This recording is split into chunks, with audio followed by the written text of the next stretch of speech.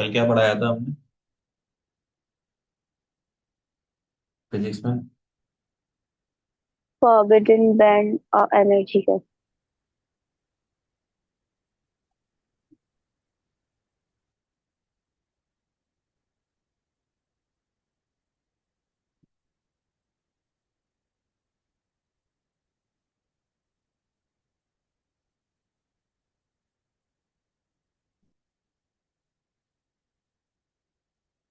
समझ में आया था एनर्जी बैंड के बारे में?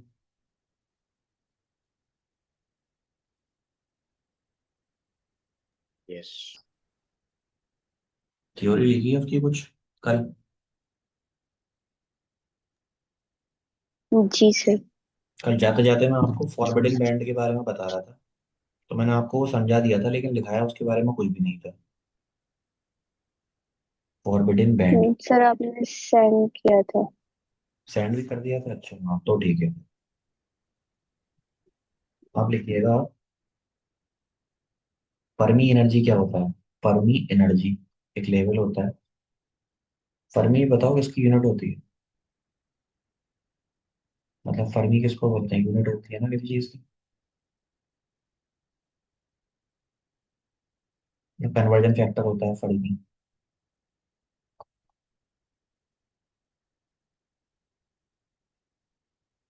फर्मी में लिखिएगा, it is the maximum possible energy possessed. It is the maximum possible energy possess.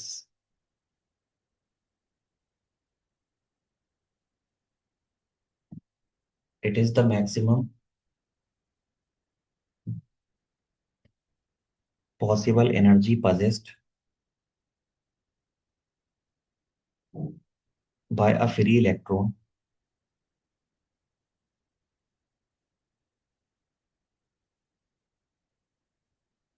by a free electron of a material,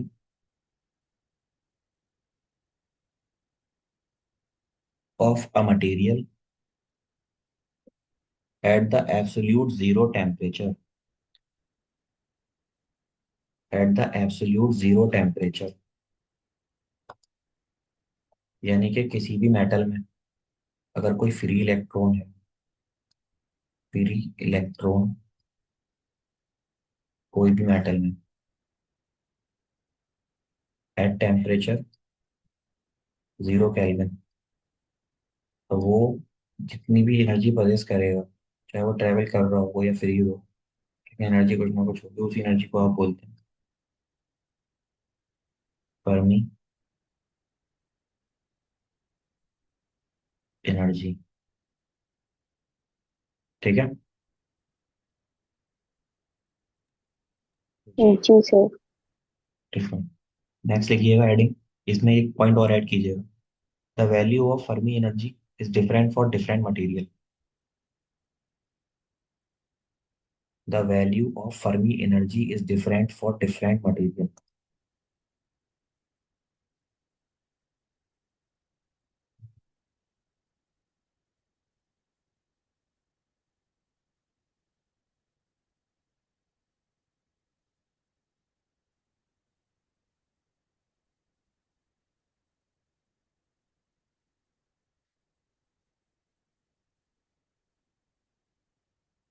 conductor,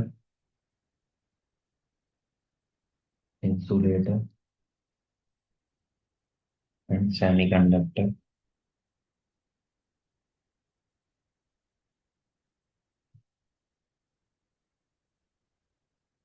on the basis of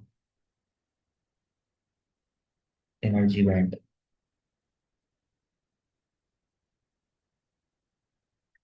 एक इससे पहले क्लासिफिकेशन पढ़ा था आपने, मैं आपने देखा था।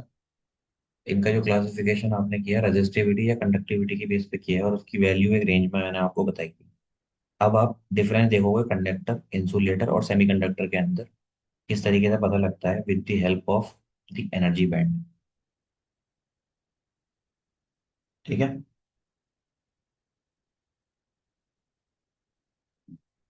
जी सर। मैं आपको इसका डायग्राम भेज ही देता हूँ। क्या है? Difference between the conductor insulator and semiconductor on the basis of the energy bands.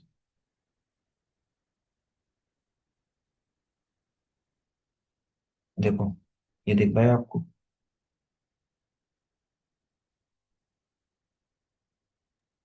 तो ब्लर है।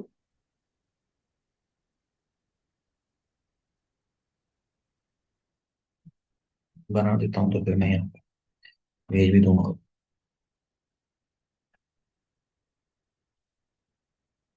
देखो, दो तरह के बैंड होते हैं, आपको मैंने उस दिन पढ़ाया था, एक कंडक्शन बैंड, एक वैलेंस बैंड। तो वैलेंस बैंड कभी खाली नहीं रहता, खाली के लिए उसके अंदर इलेक्ट्रॉन्स ट्रैवलिंग होती रहती है। कंडक्शन बैंड अपने आप को फिल करने की कोशिश करता है, उसमें भी इलेक्ट्रॉन ट्रांसफर होता रहता है। ठीक है। इधर की तरफ है आपके पास एनर्जी, इधर की तरफ है आपके पास वैल्यूज। अब देखो यहाँ होगा क्या, ठीक है समझना। आपके पास एक कंडक्शन बैंड है जिसको ब्लू से दिखाऊंगा, और एक आपके पास है वैलेंस बैंड जिसको मैं रेड से दिखाता हूँ। ऐसे करके एक बैंड है जो इससे टच्ड है, थोड़ा सा, और यहाँ नीचे से थोड़ा ऊपर है, इसकी कुछ एनर्जी है। इसके अंदर क्या है ना, इलेक्ट्रॉन्स हैं, ये मान लो। Electrons, electrons, electrons, electrons, electrons, electrons, electrons, electrons, electrons. अभी ऐसे ही करके मैं तीनों के बना देता हूँ। टेढ़ा बन रहा है ना? वाह, अब तो और टेढ़ा बना है। देखते रहना, देखो ये कई बार ना डायग्राम के थ्रू आपको डिफरेंशिएट करने को आ जाता है सवाल में, कंडक्टर इंसुलेटर, और इसमें फर्क बताओ। ये आपका valence band, valence band, electron, electron, electron, electron, electron, electron, electron, electron.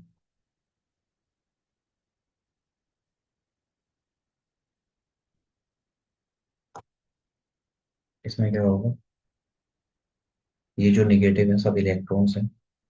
अब देखो, ये जो बैंड है आपका वैलेंस बैंड है, इसके जस्ट ऊपर, विद नो एनर्जी गैप, ऐसे करके एक कंडक्शन बैंड होता है, इस पे ऑलरेडी इलेक्ट्रॉन्स हैं। तो इनके साथ साथ आप लिख भी लीजिएगा इनको बगल में। ये आपका कंडक्शन बैंड है, ये आपका वैलेंस बैंड है। इसमें देखने में आपको दिख रहा है कि there is no band gap. ठीक है। इसमें क्या होगा, जो ये आपका ब्लू वाला है, इसमें थोड़ी सी ऊपर जाके एक बैंड आपको नजर आएगा, जो कि ये कंडक्शन बैंड है। इसमें एक दो इलेक्ट्रॉन्स रहेंगे। अब इलेक्ट्रॉन यहाँ से इधर की तरफ ट्रांसफर होंगे। ठीक है। तो मैं यहाँ पर दोनों तरफ का एक एरो बनाता हूँ, electron transfer from this to this. ठीक है। तो ये मेरे पास कंडक्शन बैंड, ये मेरे पास valence band, and all these E are electron. अब यहाँ पे क्या होगा, जब आपका इलेक्ट्रॉन यहाँ से यहाँ जाएगा ना, यहाँ से यहाँ, तो ये अपने अंदर एक होल कर देगा, और hole is similar like a positive charge. ठीक है। ये इलेक्ट्रॉन ऐसे जा रहा है, ये इलेक्ट्रॉन भी यहाँ कहीं से गया होगा, तो प्लस चार्ज देके, और ये इलेक्ट्रॉन भी गया होगा, तो ये प्लस चार्ज देगा। अब इलेक्ट्रॉन ट्रांसफर हो रहा है, और आपके यहाँ पर एक चार्ज प्लस जनरेट हो रहा है। ठीक है। तो यहाँ पोटेंशियल डिफरेंस आपको दिखेगा एक तरह का। बैंड तो है, बैंड काफी पतला है, और यहाँ जो पोटेंशियल है वो मान लो अप्रोक्सीमेटली 1 इलेक्ट्रॉन वोल्ट के बराबर है। तो इसके बाद बारे में लिखिएगा, यहाँ जो गैप है वो कैसा गैप है, नैरो बैंड गैप है, narrow band gap. Third number पे क्या होगा,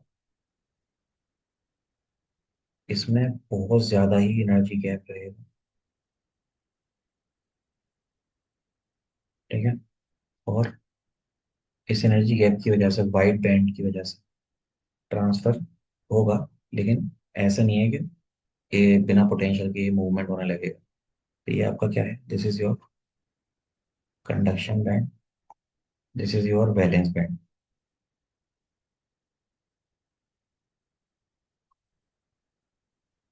अब इतना ज्यादा एनर्जी गैप होने की वजह से आपने ना वो पढ़ा होगा, रेडियस के साथ जो होता है वो प्रोपोर्शनैलिटी में होते हैं वोल्टेज।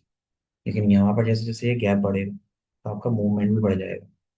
इसकी वजह से जो यहाँ पोटेंशियल क्रिएट होगा, मान लो अप्रोक्सीमेटली 5 इलेक्ट्रॉन वोल्ट के आसपास होगा। ठीक है।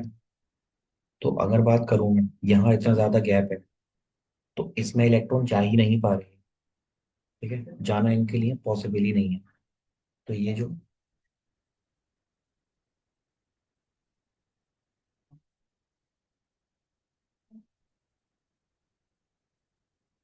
जो है ना, इसमें जब इलेक्ट्रॉन ट्रांसफर नहीं हो रहा तो कौन सी कंडीशन हो सकती है, दिस इज कंडक्टर, इंसुलेटर और सेमीकंडक्टर।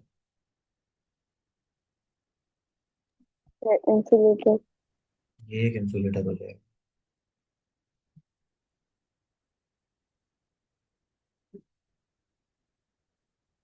यहाँ पर कोई गैप नहीं, इजीली इलेक्ट्रॉन ट्रांसफर हो जाएंगे, तो ये आपका कंडक्टर। यहाँ इस गैप के बैरियर को कम कर, मतलब इस गैप के बैरियर को कम होने की वजह से, नैरो बैंड गैप होने की वजह से इजीली चीजें ट्रांसफर हो जाएंगी। तो ये आपका सेमीकंडक्टर।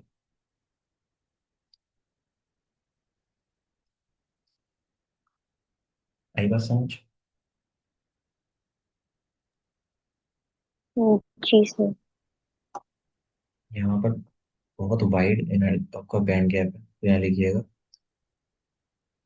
वाइड बैंड गैप,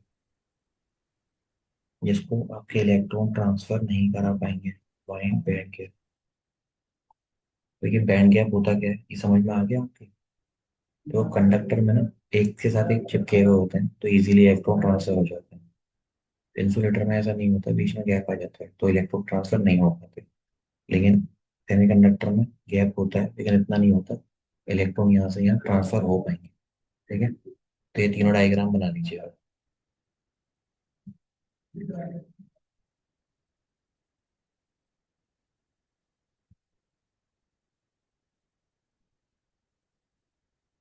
इसके बारे में मैं आपको भेज दूंगा, पढ़ और लेना, ठीक है, डिटेल में क्या हो रहा है कंडक्शन बैंड में। वैसे इतना समझ में आ गया ना आपकी, आपको नीड नहीं है। लेकिन अगर आपको फिर भी और डिटेल में समझना है कि इसके नोट्स भी होने चाहिए तीनों बैंड के, तो मैं तीनों बैंड के नोट्स भेज दूंगा आपको। भेजूं, ये लिखना ही काफी है। ये काफी है।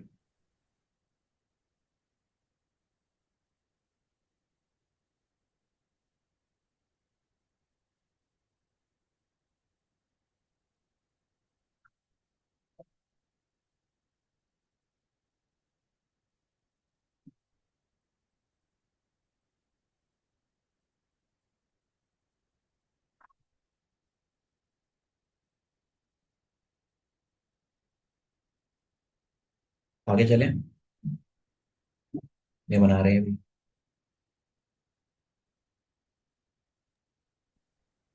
सर लिख रहे हैं। चलिए लिख लीजिए। रेहान आप लिख रहे हो या बैठे हो? क्या मैं लिख रहा हूँ?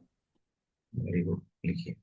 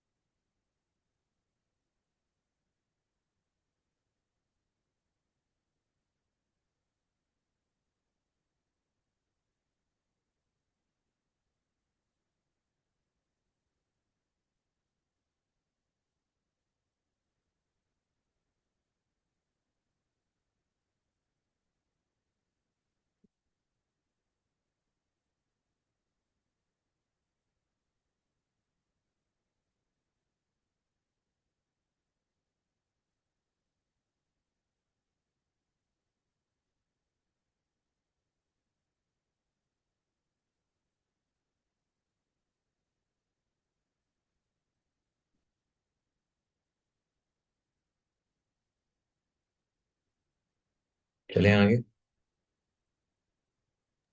यस।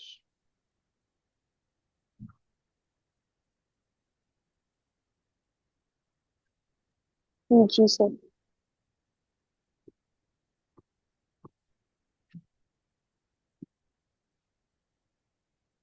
देखिए, इलेक्ट्रॉन के लिए है ना, एक छोटा पोटेंशियल को कूद के जाना इजी पड़ता है। लाइक, अगर आपके पास 1 इलेक्ट्रॉन वोल्ट का एनर्जी गैप है, तो electron can easily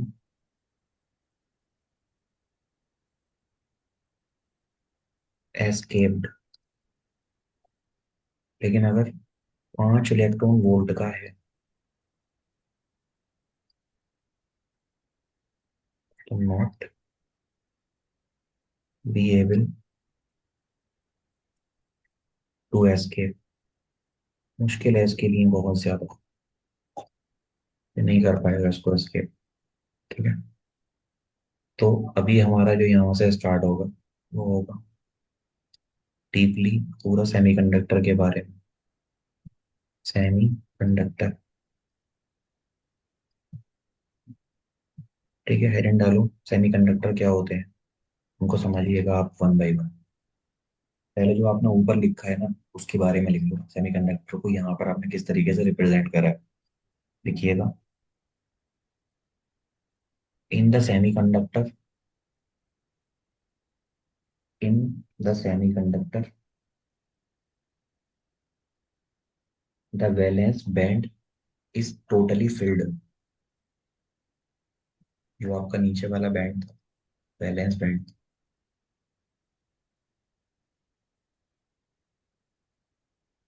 it is totally field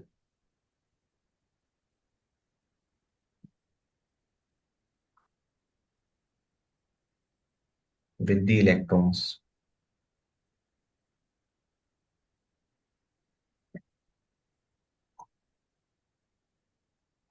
and the conduction band is empty,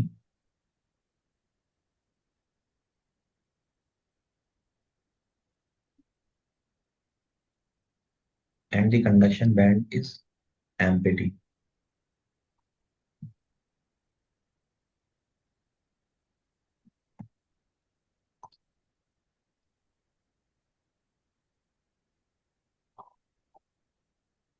comma लगाकर लिखिएगा। But the energy gap, but the energy gap between the conduction, between the conduction band and valence band,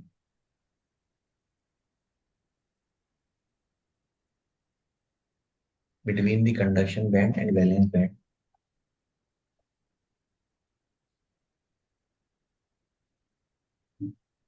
is very small,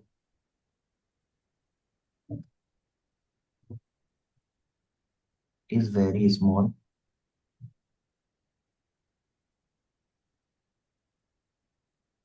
in comparison to the, in comparison to the insulator.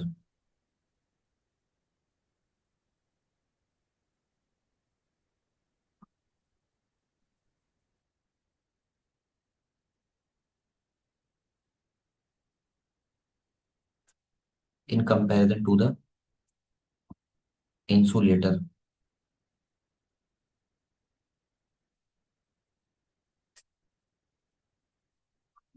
they have very small, they have very small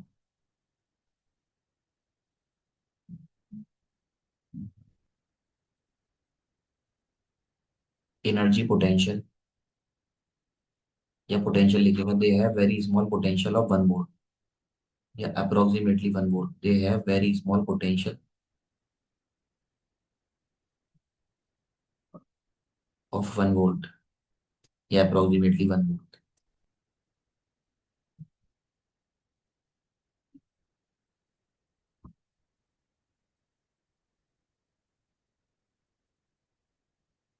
लिख लिया। जी। अब लिखिएगा next next point लिखिएगा। There are two types of semiconductor.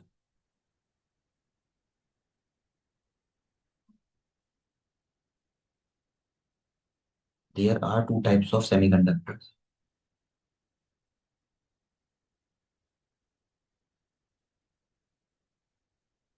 एक लिखिएगा extrinsic और एक लिखिएगा intrinsic. There are two types of semiconductor. पहले लिखा देता हूँ मैं इसकी। सेमीकंडक्टर्स होते हैं हमारे, वो दो तरह के होते हैं। एक तो होते हैं इंट्रिंसिक, इंट्रिंसिक, और एक होते हैं एक्सट्रिंसिक।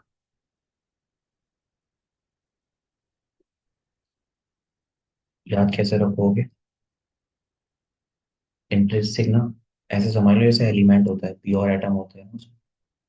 तो ये एक प्योर होता है, इसमें कुछ ऐड कर दो तो ये बन जाते हैं इम्प्योर। ठीक है, लिखिएगा there are two types of semiconductor. Number one intrinsic, number two extrinsic.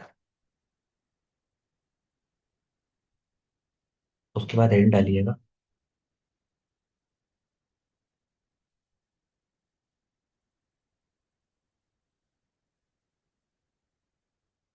एक काम कीजिए, एक पहले ना पॉइंट लिखिए, नोट पॉइंट, हेडिंग से पहले लिखिएगा on the basis of the purity. On the basis of the purity. On the basis of the purity we are going to classify them. इनकी प्योरिटी के बेस पर आप इसको क्लासिफाई कर रहे हैं।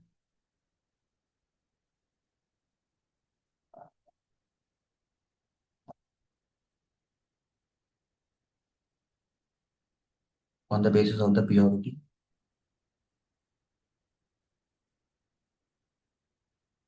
ठीक है,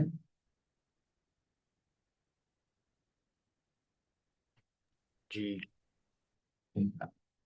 नेक्स्ट लिखिएगा पहली हेडिंग इंट्रिंसिक सेमीकंडक्टर।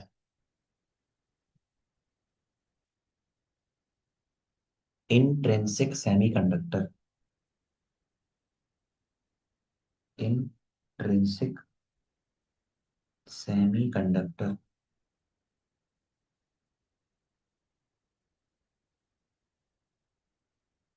इसके बारे में लिखिएगा, इंट्रिंसिक के बारे में कुछ पॉइंट लिखिए पहले। ठीक है, ये ना ऐसा मत समझना कि ये आएगा नहीं। इंट्रिंसिक एक्सट्रिंसिक से सवाल जरूर आता है। तो अभी थ्योरी पढ़ रहे हैं, उसके बाद में आगे चल के इनका डायग्राम बनवाऊंगा। वो डायग्राम बहुत इंपॉर्टेंट है।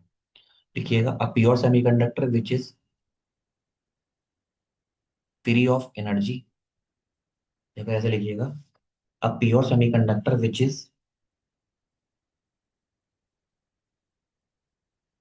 Is free from every impurity। Which is free from every impurity। impurity का मतलब कोई भी, अगर मैं सेमीकंडक्टर में चीज ऐड करता हूँ, मान लो मैंने कोई एलिमेंट ऐड किया मेटलॉइड के अंदर, तो वो हमारा क्या कहलाएगा? वो कहलाएगा इम्प्योर सेमीकंडक्टर। और इम्प्योर किसी कैटेगरी में आते हैं? एक्सटेंसिव की। और अगर मैं प्योर मेटल ले रहा हूँ, प्योर मेटलॉइड ले रहा हूँ, जैसे कि मैंने ले रखा है सिलिकॉन, जर्मेनियम, प्योरली इससे बना रखा है, तो ये मेरे प्योर सेमीकंडक्टर हो जाते हैं। ठीक है, लेकिन एक प्रॉपर्टी है जो आपको ऐड करने के बाद ही मिलती है। मान लो आपने कुछ एलिमेंट ऐड कर दिए, तो एलिमेंट ना एक नेटवर्क क्रिएट कर देते हैं, उसके पूरे के पूरे मेटलॉइड को अपनी प्रॉपर्टी दे देते हैं, चार्ज की। तो जो मेटलॉइड किसी काम में नहीं आ रहा था, चार चार चार उसके लास्ट शेल में इलेक्ट्रॉन बन रहे थे, अब वो काम में आने लगेगा। इसका मतलब उसके ऊपर आप एक ऐसा एलिमेंट दे रहे हो जो उसके अंदर या तो एक इलेक्ट्रॉन एक्स्ट्रा कर देगा, या फिर उसके अंदर एक होल क्रिएट कर देगा। होल समझते हैं कैसे आता है? जब आपको एक इलेक्ट्रॉन की जरूरत होती है, इलेक्ट्रॉन आपका निकल जाए, तो वहां होल क्रिएट हो जाता है। ठीक है, तो आप लिखिएगा इंट्रिंसिक सेमीकंडक्टर के बारे में।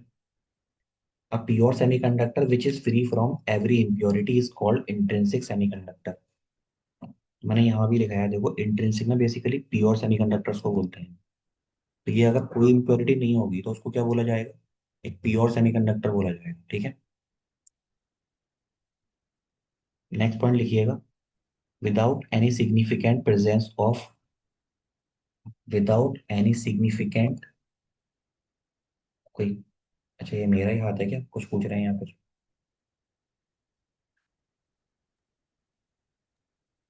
सर आपका है।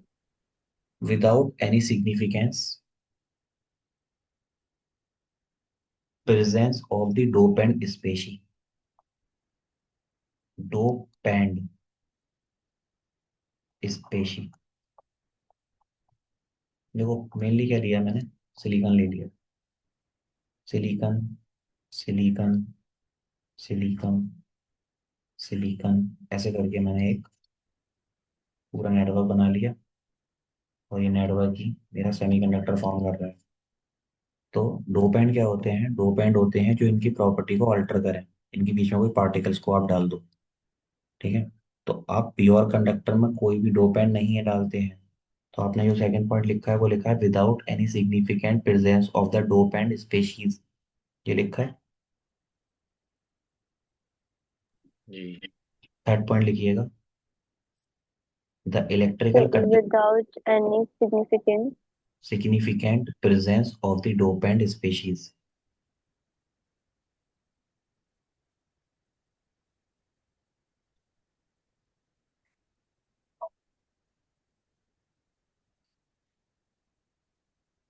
जी सर। देखो मैं इसका ना समझा देता हूँ पॉइंट बाय पॉइंट, आपको वो पॉइंट में भेज दूंगा, तो आप लिख लेना। एक है इसका नेक्स्ट पॉइंट, दो पॉइंट तक समझ में आ गया। अगला पॉइंट है इसका, वो मैं रीड कर रहा हूँ, ठीक है, स्लोली, आप उसको सुनिएगा सिर्फ। The electrical conductivity of pure semiconductor is totally governed by the number of electron excited from the valence band to the conduction band and it is called intrinsic conductivity। देखो जब इसके अंदर कोई इम्प्योरिटी नहीं थी, इम्प्योरिटी क्या होते हैं, हम यहाँ पे जो इम्प्योरिटी ऐड करते हैं वो चार्ज इम्प्योरिटी ऐड करते हैं। तो वो चार्ज इम्प्योरिटी में भी प्लस और इट में भी माइनस। लेकिन अगर ये नहीं है तो आपका ये है तो सेमीकंडक्टर ही, इंट्रिंसिक। इसके सेमीकंडक्टर होने की वजह से क्या होगा, आपके पास जो बैंड थे, अभी इसका सिर्फ और सिर्फ कंडक्शन का एक ही जरिया है कि वैलेंस बैंड से इलेक्ट्रॉन निकले, कंडक्शन बैंड के अंदर चले जाएं। यहाँ से इलेक्ट्रॉन निकलेंगे यहाँ आ जाएंगे, यहाँ से इलेक्ट्रॉन निकलेंगे यहाँ। तो कंडक्टिविटी जो होगी इसकी वो सिर्फ और सिर्फ किसकी वजह से होगी, इसी की वजह से होगी कि वैलेंस बैंड से इलेक्ट्रॉन निकले कंडक्शन बैंड में जा रहे हैं, यानी कि इलेक्ट्रॉन का ट्रांसफर हो रहा है। The transfer of electron is responsible for the electrical conductivity, ठीक है। इसको एक कंडक्टिविटी और बोलते हैं, इसको आप इंट्रिंसिक कंडक्टिविटी बोलते हैं, इंट्रिंसिक कंडक्टिविटी, ठीक है। पॉइंट समझ में आया? जी। देखिए नेक्स्ट पॉइंट है, अगर मैं बात करता हूँ in intrinsic semiconductor at room temperature, intrinsic semi intrinsic semiconductor at room, हाँ पंकज, बस चल रहा हूँ अभी, 2 मिनट रुक जाओ। The intrinsic semiconductor at the room temperature Fermi level is about half wave, क्या है गाने में,